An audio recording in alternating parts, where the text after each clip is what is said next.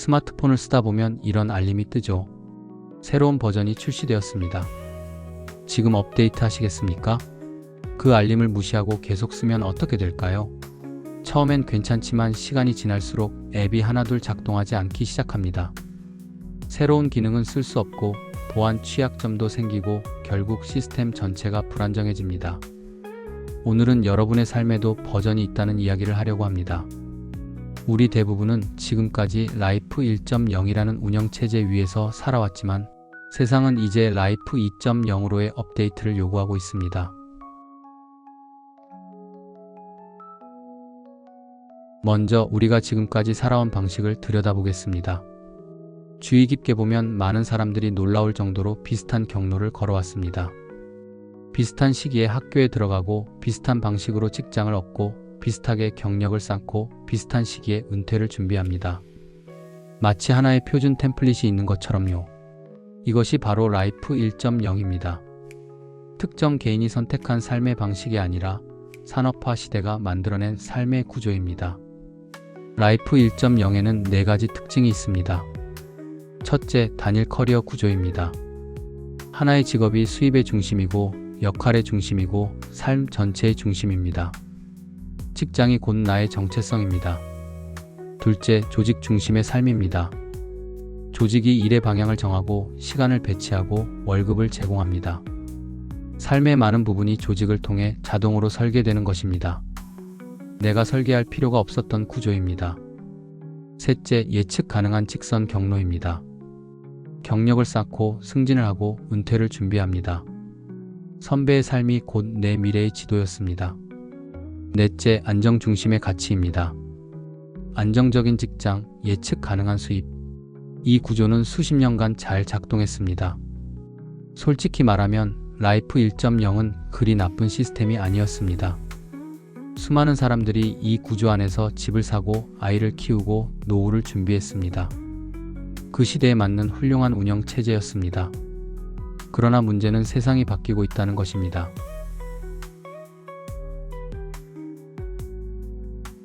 지금 라이프 1.0이라는 운영 체제에 균열이 생기고 있습니다.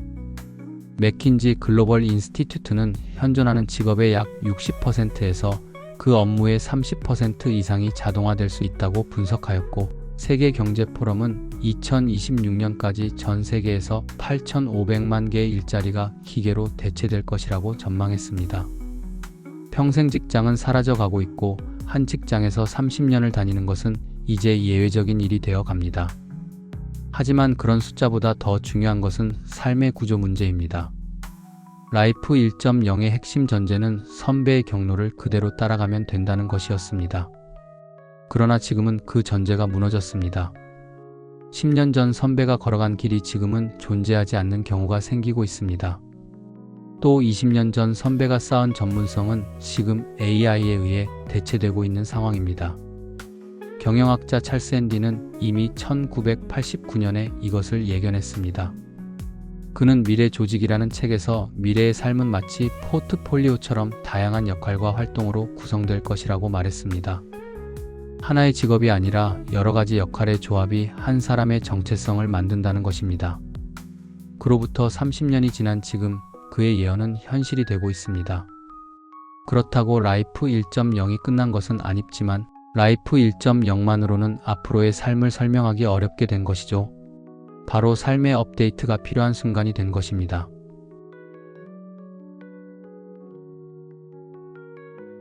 그렇다면 라이프 2.0은 무엇일까요? 먼저 오해 하나 걷어내겠습니다. 라이프 2.0은 모든 것을 버리고 완전히 다른 삶을 사는 것이 아닙니다. 직장을 그만두고 산속으로 들어가라는 것이 아니죠. 라이프 2.0은 기존의 삶에서 출발하여 조금씩 자신만의 구조를 추가하고 재설계해 나가는 과정입니다. 혁명이 아니라 진화라 볼 수 있습니다. 라이프 2.0에는 4가지 핵심적인 전환이 있습니다. 첫째, 단일 직업에서 다중 역할 포트폴리오로 진화합니다. 링크드인 창업자인 리드 호프만은 어떻게 나를 최고로 만드는가에서 커리어를 영구적인 것이 아니라 일정 기간만 수행하는 프로젝트처럼 바라보라고 말합니다. 직장인이면서 동시에 콘텐츠 창작자, 강사, 컨설턴트, 투자자가 될 수 있다는 것입니다. 삶은 하나의 직선이 아니라 자신이 가진 여러 가능성들이 분기하여 나뉘는 구조가 됩니다. 마치 가지가 나뉘어 뻗어가는 것처럼요. 둘째, 조직이 설계해주는 삶에서 스스로 설계하는 삶으로 진화합니다. 다니엘 핑크는 프리에이전트의 시대에서 미래에 일하는 방식은 조직에 속하는 것이 아니라 자신의 역량을 여러 곳에 제공하는 프리에이전트 형태로 이동할 것이라고 했습니다. 단순히 모두가 프리랜서가 되어야 한다는 것이 아니라 자신의 삶의 구조를 스스로 설계하는 주체가 되라는 것입니다. 셋째, 단일 수입에서 다양한 수입원 구조로 진화합니다. 투자의 세계에서 계란을 한 바구니에 담지 말라는 원칙이 있습니다. 수입 구조도 마찬가지입니다. 월급 하나에 전부를 의존하는 구조는 그 하나가 흔들리는 순간 삶 전체가 흔들리게 됩니다. 라이프 2.0은 수입의 원천을 분산하여 어느 하나가 약해지더라도 삶의 기반이 유지되는 구조를 만드는 것입니다.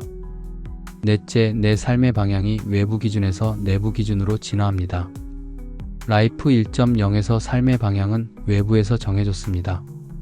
좋은 대학, 좋은 직장, 높은 연봉. 하지만 라이프 2.0에서는 다른 질문이 중심이 됩니다. 나는 어떤 삶을 살고 싶은가?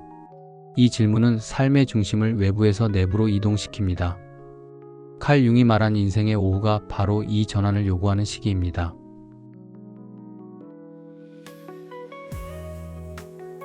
라이프 1.0과 라이프 2.0의 차이를 한 문장으로 정리하면 이것입니다.